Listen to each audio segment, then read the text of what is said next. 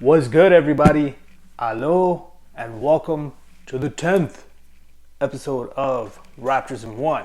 So, guys, today I'm in high spirits. I'm going to be talking about the game that happened between the Raptors and Indiana Pacers. So, without any further ado, let's get it. So, before I get into some of the details and talk about the game, I'm going to mention the score. So the Raptors got 118 and Indiana Pacers 100. So again, the Raptors were very close to defending the Indiana Pacers and keeping them under the 100 mark. But hey, 100, under 100, in my books, it's the same. Mission accomplished, guys. W is a W, and you outscored them by 18 points. And that is going to relate to what I had mentioned in my previous episode. Defense is in every game, even when they lose. But like I had mentioned in my previous episode, the defense will always be there. And if the offense is not there, we're not going to lose by much. No. But when we win, it's going to be a big margin. And guess what? They proved me right. It's like they were watching my videos. So guys, what are you waiting for? Come on, let's go.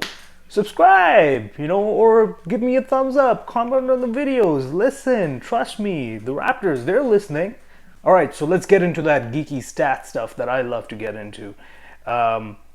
Just to kind of show you what a complete game the Raptors had played. We definitely were looking for our offense this game around for sure. Now, rebounds, we had the edge, just by one, but hey, we still out-rebounded them, right? Turnovers. Now that is what killed the Indiana Pacers. And why did the Indiana Pacers turn the ball over? But before I get into that, let me mention the numbers over here, okay? Indiana Pacers, 22 turnovers. Raptors, 10. Less than half the amount. So, clearly, it seems like the coaching staff is listening in on my videos, or at least I could wish, right? Well, I'm pretty sure they made it a point of emphasis to take care of the ball, because that was one of the things that I was talking about. It's the turnovers, and that's how we know that this Raptors team is a young team, is partly because they're not taking care of the ball, and partly it's also why they're not taking care of the ball is because they're trying to play a run and gun game. They're trying to play fast, but they're not playing in control. So this time around, very impressed, guys. Oh my goodness, this game was like the Raptors played this game complete. Like, they played the full 48 minutes. Every time I mention that in my episodes, it's like, I don't know. It's like they listen, and then they're like, okay, let's play the full 48 minutes. And that's exactly what happened. They played a complete game. Defense was there. Defense will always be there. But this time, they clicked in on the offense as well. Another point I had mentioned that was a point of concern for me was a three-point percentage. And you know what? They responded. Their defense, their perimeter defense was amazing this time around. Like, they only allowed Indiana to score 34.5% from the three-point arc. And we scored like 46.7%. So yeah, I mean, I guess the threes were dropping in this time, but I also noticed that they were taking smarter threes. Their shot preparation was there, obviously, but they were taking better three-point shots. Higher percentage. We, of course, moved the ball better than they did as well. It seems like we had 22 assists, 19 assists for Pacers. Defense. So, like I said, defense is our mantra, and I feel like that's going to be our identity this season. I would not be surprised if we are in the top 5 teams that have held their opponents under 100 points or under a certain percentage per game. We will be in that top 5. If not, I will boldly say even the top team. Yeah, their defense is amazing. So we had 18 steals.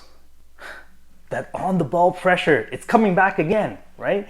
They point of emphasis on the ball pressure. And of course, Pacers 6 steals. Wow. That's a huge margin. That's amazing. The Pacers had more blocks than we did, for sure. I felt like Miles Turner probably alone blocked like 4 or 5 out of those 7. Like, he was just altering shots, swatting shots, left, right, and center. We had 6, which isn't bad, you know. Points in the paint. Here's another one, and this is mostly because of Scotty Barnes. Oh yeah, you know I'm going to be talking about Scotty Barnes later on, but let's get back to our geeky stats over here. So we got 58 points in the paint. They got 40. Who's the bigger team? Indiana Pacers are the bigger team. Yet we had more points in the paint, and that's just because it's a mindset.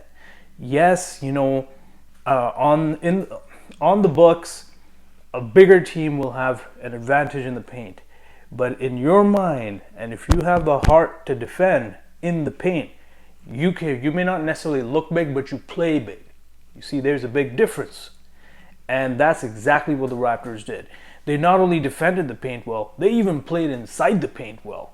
And this was a game like, I felt like they really wanted this game for the fans.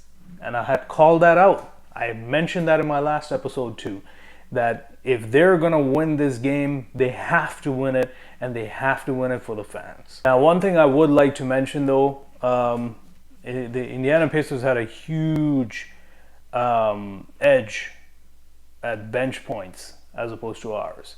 And I'm going to say, like, of course, I'm going to be looking at the individual stats of the players, and of course, we'll be looking at the minutes. But I have a feeling, if I can remember, I think we did have a few bench players play, but not for very long. It was literally just to give the starters a little bit of a breather, and then, hey, back in you go. You're back in there. Let's get that W, and that's what happened. I'm just hoping that the starters are going to be well rested for when it comes time to playing against Orlando tomorrow night. So that should be an interesting game. But yeah, it's early in the season, and if we have to heavily rely on our starters, that's not going to bode well, because again, this season's a marathon. It's not a sprint. We want to keep our players fresh. We want to keep our players well rested throughout the season, but we're not just thinking about the season. We also got to think about the playoffs. But, you know, we'll see. Maybe there's a purpose for all of this. Maybe they're trying not to fall too below in the rankings and the standings. You know, this time they don't want to just make it into the play-in tournament. They want to make it into the playoffs. Let's hope it happens, you know. I believe it will, you know, but again, if we stay healthy, and if we, you know, once we start getting comfortable with each other, playing with each other, and once they start, you know, figuring out each other's tendencies and how they play, once they learn to play with each other, especially on the offensive end, the defense will be there. We know that. That's a point of emphasis. And the offense will come along. All right, so now we're going to get into our individual stats. I'm not going to get into every player, but I will mention just a few of the players that really stood out to me. This time, unfortunately, we're not going to be talking much about Precious. You know, I always start off with, you know, mentioning his stats. This time around, you know, he did his job. That's all. That's all I'm going to talk about for Precious. I still like him, you know, as we got a W. That's all that matters. OG had a pretty decent game. Yep. He was definitely in attack mode. He was definitely looking for his offense. He was definitely aggressive on the defensive end. Man, I'm going to have to look at his stats for the steals, because he was jumping those passing lanes. Like, he was reading the other players' plays, and that's like high defensive IQ, you know. He really worked on his defense, it seems. So he's got, in 34 minutes of action, Again, there we go. That's a lot of minutes, right? We got 25 points, 3 assists, 3 boards. Again, offense was the emphasis, and then 1 block and 5 steals. Wow, 5 steals. Man, I knew it. Like he was stealing the ball so much. It was like, you might as well call the cops, because this guy is gonna rob you clean. Oh, if you even had dignity left, he was gonna steal that too. Man, he was hounding that ball, man. He was going after that ball, and he had like a 40% 3-point percentage. Yeah, pretty good. Gary Trent had a pretty decent game too. Not necessarily a good shooting percentage, but he came with timely baskets again. But again, his finest work in this game was on the defensive end. I feel like let's look at his stats. 34 minutes of action, again, heavy minutes. Remember, I said it seemed like they didn't play the bench much. So 34 minutes of action, 12 points, 2 assists, 4 boards, 4 of 14 field goal percentage. Whatever, we won. I don't care. Look at that, 5 steals. That's that magic number again. 5 steals, man. OG and Gary were like, they were looking for that ball, man. I'm actually gonna jump quickly to the bench while this is still fresh in my head, because again, I do remember a couple of guys from the bench who stood out to me that gave us that spark, that energy to not just on the defensive end but on the offensive end. They basically did exactly what they were supposed to do, bring that energy right off the bench. One was Sri Mahailu, and of course Delano Banton, homegrown baby, Rexdale, what? So anyway, now check this out, guys. Sri Mahailu, he only played 10 minutes, but those, I swear, man, those 10 minutes felt kind of like I thought he must have played like 20. But that's how much impact he had in the game. As soon as he came in, I feel like even he was stealing a lot. Let's have a look. 10 minutes. I still can't believe he only played 10 minutes. And he scored 7 points, 1 rebound, 3 or 4 field goal percentage. Like, I'm surprised he only got 10 minutes, man. 2 steals. See? And those 2 steals were like key 2 steals. Those 2 steals sparked a run. And that's why I'm so surprised he only played 10 minutes. Nick, come on, man. You got a player rolling. Just roll the die with him, Jeez. All right, whatever, man. Now, Delano Banton, he had a pretty good run. Like, he was instant energy, instant right off the bench. He made a good impact, and, the energy was great that he brought. And, it showed. I mean, he got 16 minutes. And I feel like, again, from what I saw in the game, it seems like he basically replaced Fred because Fred was struggling against Malcolm Brogdon. Remember, I have mentioned this like at least in 3, if not 4 of my episodes. When you put a bigger defender on Freddie, he will struggle. His offensive game will struggle. And that's what happened. And I think that's why they brought in Delano, because not just his it's not that Freddie couldn't get his offensive game. He was struggling to defend Malcolm Brogdon too. So they needed size to put on Malcolm Brogdon to make it harder for him to score. Now, it kind of worked because of the size, but it's Malcolm Brogdon, man, he's a good point guard, shooting guard. He's a big guy for those positions, which is why he's able to take advantage of almost any player in that position, except if you're like elite point guard like Kyrie or Chris Paul or Steph Curry, but almost everybody else he can take advantage of just with his size alone. Delano Banton, he had in 16 minutes of action, he scored 10 points, 3 assists, 1 board, 4 of 7 field goal percentage, man. Like I said, And that's why I'm surprised the Pacers bench did a lot better than ours. But again, it's probably because our starters played most of the game, and he got one block, 2 of 3 from 3 point. Yeah, I remember him taking those 2 threes too, and I was like, wow, this kid. I know that was kind of like a question mark in the off season, but he was stroking it, man. Like, it was beautiful too, nothing but net.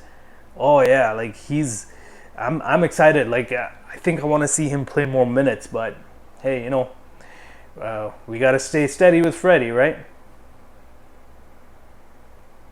Speaking of steady Freddie, again, he's been playing some heavy minutes lately, and if I'm Nick, man, if this is a way to get these guys back into conditioning, oof, I don't know. We can't go 0 to 100 right away. We have to. We gotta ease our players in. Now I know we don't want to be lagging behind in the standings too, and if the bench is not showing up, then the starters got to pick up the slack. And if that's the case, bench, come on, man, you guys got to do something. But I don't know why. I just feel like all the bench players that we saw play in the preseason, they're not getting very much chance in the regular season. Like, I was hoping Sam Decker could have gotten a few minutes, especially if we wanted to kind of spread the floor and let some of our better in the paint players and players who score in basically inside the 3 point arc get a better chance to do that by stretching the floor out. But yeah, it didn't happen. So Freddie, in 36 minutes of action, he scored 26 points, 6 assists, 10 boards.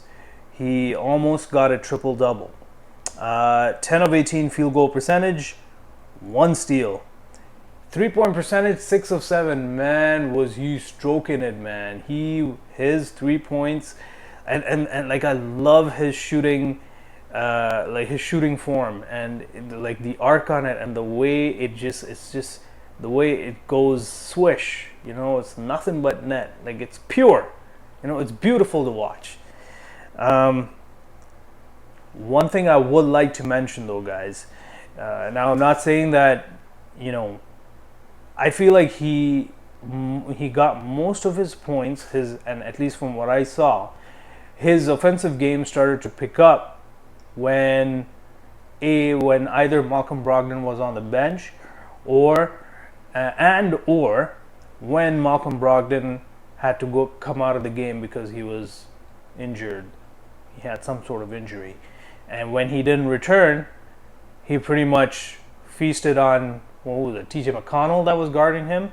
Now, yes, McConnell, he's got a decent offensive game, but defense is almost non-existent. So Freddie went to town on that guy, and that's how he got his points. But again, hey, he performed. And now we're gonna come to our player of the game. You know it. He's our super rookie, Scotty Barnes. He was definitely our player of the game. He took some big shots, especially in the second quarter, that pretty much got us right into the ball game, and it also, in my opinion, it inspired the team, man. The way he scored in the paint amongst players like Miles Turner and Sabonis, the way he scored over them, yeah. Whew. He was making it look easy. Man, this kid, his potential is crazy. Just to think about it. Oh, man, if he were to improve his 3-point percentage, oh, jeez, he would easily be a superstar in this league. So in 36 minutes of action, Scotty Barnes scores 18 points on 8 of 17 field goal percentage. Not bad.